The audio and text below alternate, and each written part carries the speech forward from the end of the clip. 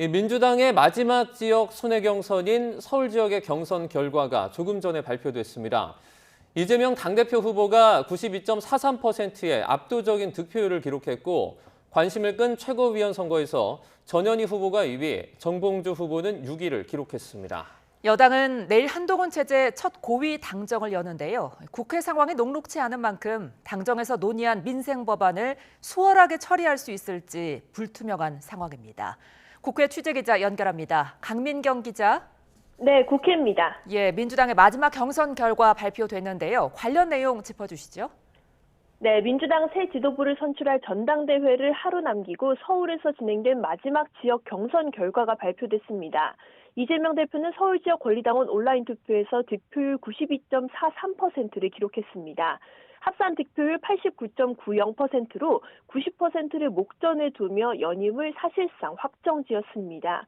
가장 관심이 쏠린 건 막판에 치열한 접전이 펼쳐지는 최고위원 경선 결과입니다. 5명을 뽑는 최고위원 경선에서 이재명 러닝메이트로 평가받는 김민석 후보가 20.88%의 득표율을 기록하며 선두를 유지한 가운데 김건희 살인자 발언으로 논란을 부른 전현희 후보는 17.40% 득표율로 2위를 차지하며 종합순위 5위, 당선권에 이름을 올렸습니다. 반면 이재명 파리 척결 발언 여파에 관심이 쏠렸던 정봉주 후보는 8.61%를 받아 후보자 8명 가운데 6위를 기록했습니다. 누적 득표율 역시 3위로 내려앉았습니다. 김병주 후보는 득표율 15.34%를 기록하며 누적 득표율 2위로 상승했고 한준호 후보는 누적 득표 4위 자리를 유지했습니다.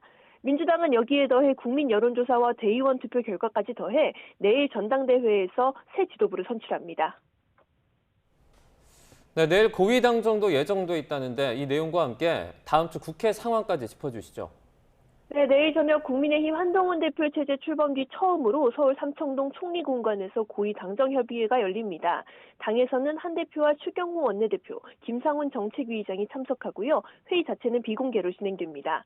이번 당정에서는 주로 민생 문제가 다뤄질 걸로 보이는데요. 특히 당에서는 한 대표가 취임 뒤 계속 강조해온 취약계층 포용 지원책, 청년 고독사 문제 대책 등을 논의하자는 촉구가 이어질 걸로 보입니다. 이 밖에 전기차 배터리 안전관리 문제와 주택 공급, 고물가 시대의 청년 대책 등도 폭넓게 다루어질 전망입니다. 여야가 합의해 오는 28일 열기로 한 본회의에 올릴 민생 법안도 당정 차원에서 정리할 가능성이 있는데요.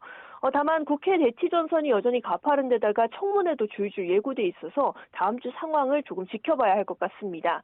일단 오는 21일 국회 과학기술정보방송통신위원회는 방통위의 공영방송이사 선임 과정을 다루는 방송 장악에 대한 3차 청문회를 엽니다. 행정안전위원회는 오는 20일 세관 마약 수사 외압 수사 의혹의 진상규명을 위한 청문회를 예고하고 있습니다. 이 밖에 정무위에서는 야당을 중심으로 최근 국민권익위원회 간부 사망 관련 의혹 규명을 위한 청문회 추진까지 요구하는 상황인데요. 관련해서 여당은 오늘 배준영 원내수석 부대표가 낸 입장문에서 민주당이 그간 밀어붙인 청문회들은 아니면 말고식 맹탕 청문회였다고 쏘아붙였습니다. 이어 다음 주 국가 차원의 비상대비체제 점검이 이뤄지는 을지훈련 기간에라도 청문회 개최를 중단할 걸 촉구했는데요.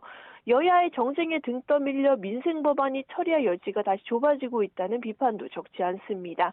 지금까지 국회에서 YTN 강민경입니다.